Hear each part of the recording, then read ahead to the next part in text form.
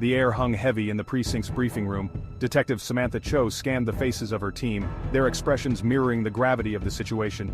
"This operation hinges on one man," Cho began, her voice steady despite the knot in her stomach. "Yoon-suk, our informant, is risking everything to bring down the Han Syndicate. We need to have his back, every step of the way." The Han Syndicate. Just the name sent shivers down the spines of seasoned detectives. They were a hydra, their tentacles reaching deep into the city's veins, poisoning it with drugs, violence, and fear. This operation, years in the making, was their chance to cut off the head of the beast. But failure was not an option, not with Yoon-suk's life hanging in the balance. Cho laid out the plan, her finger tracing the syndicate's network on the whiteboard. Each node represented a player, a cog in the machine they were about to dismantle. At the center was Chairman Han, a phantom rarely seen but always felt. "Our objective is clear," Cho concluded, her gaze unwavering. "We dismantle the syndicate, we bring Chairman Han to justice, and we ensure Yoon-suk walks away from this alive." The room nodded, a silent vow to uphold their end of the bargain. The fate of the city, and the life of their informant, rested on their shoulders. Yoon-suk stared at his reflection in the cracked mirror. The face staring back was a mask of anxiety and steely resolve. He was about to walk into the lion's den, armed with nothing but his wits and a prayer. The weight of his decision pressed down on him, threatening to suffocate him. Betrayal was a bitter pill to swallow, even if it was for the greater good. He had known the risks when he contacted Detective Cho. He knew the syndicate showed no mercy, especially to traitors. But the guilt of his actions, the blood on his hands had become too heavy to bear. He had to atone, even if it meant sacrificing everything. He adjusted his tie, a noose of silk tightening around his neck.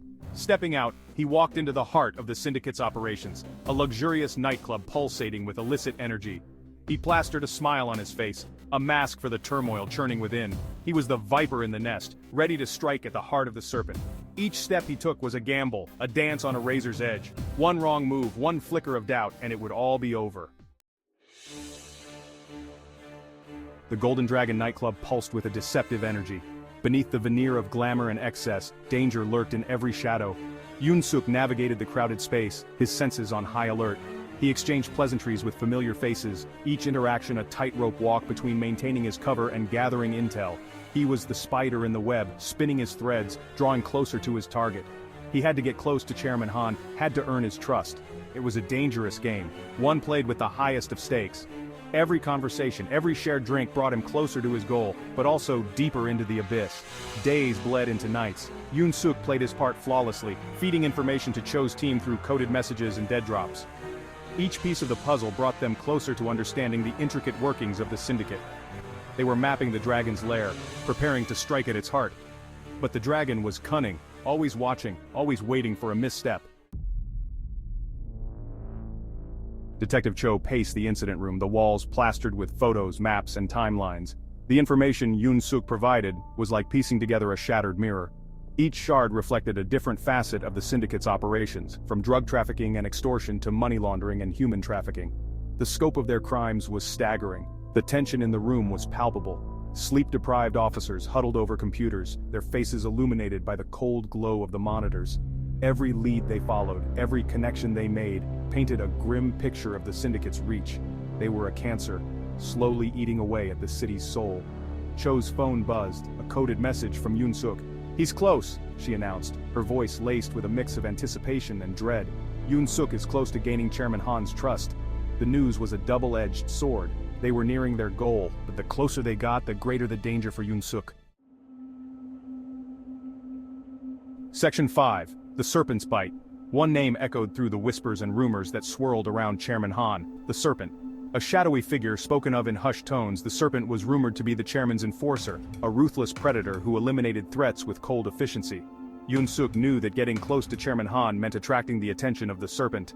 He moved with calculated precision, always aware of his surroundings. Every unfamiliar face, every unexpected encounter sent a jolt of adrenaline through him.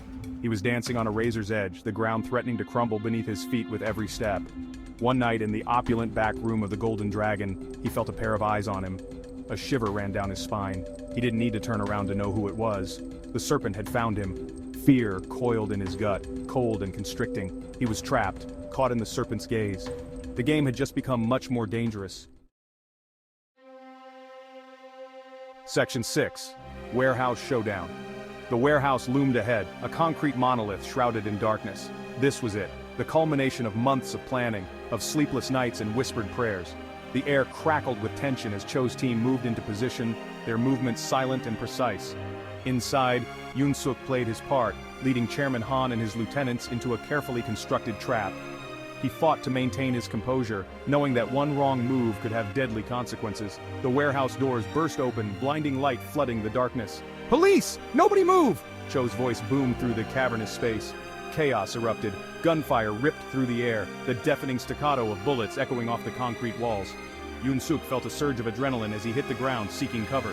He could hear Cho's voice directing the team, her words sharp and clear amidst the chaos. He knew he had to trust them, to trust Cho. His life depended on it.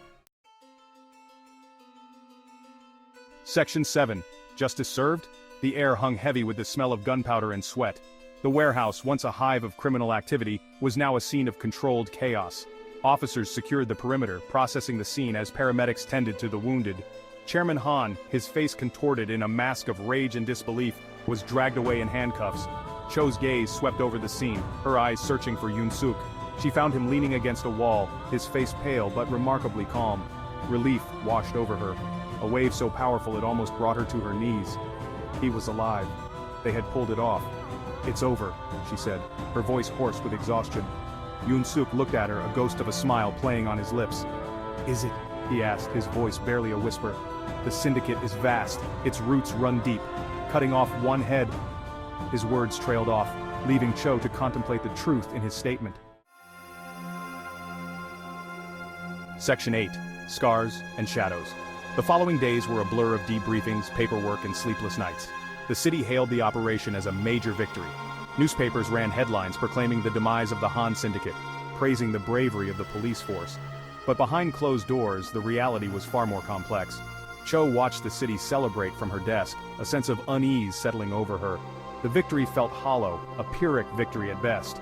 Yoon-suk was safe, but he would forever bear the scars of his ordeal. The weight of his choices, the betrayal he carried, would continue to haunt him. She knew the fight was far from over.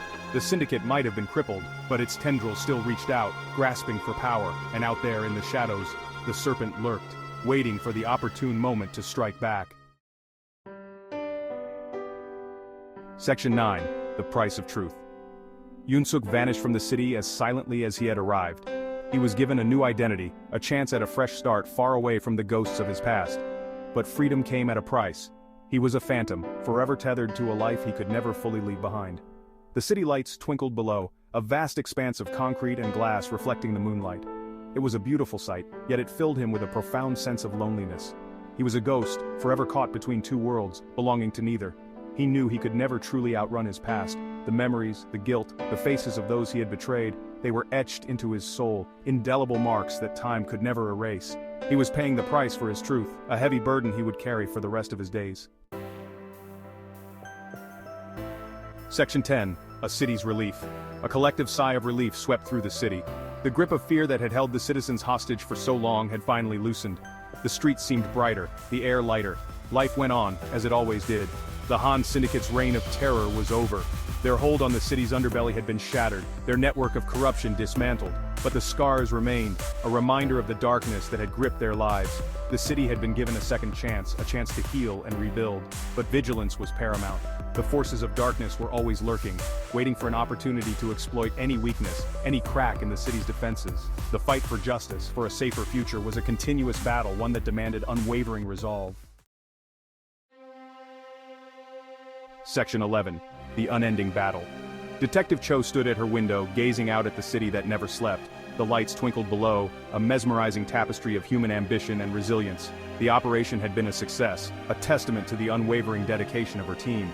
But she knew it was only one battle in an unending war. Crime, like a hydra, was a creature of many heads. For everyone they severed, another two seemed to emerge from the shadows. The fight for justice was a relentless pursuit, a constant struggle against the forces that sought to exploit and corrupt.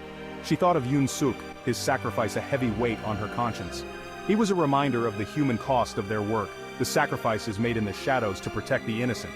She had chosen this life, chosen to stand on the front lines, to shield the city from the darkness. It was a burden she carried with pride, but not without a cost. The city slept, oblivious to the silent battles fought and won in its defense. But Cho remained vigilant, her gaze fixed on the horizon, ready to face whatever threats the new dawn might bring. The fight was far from over. It had only just begun.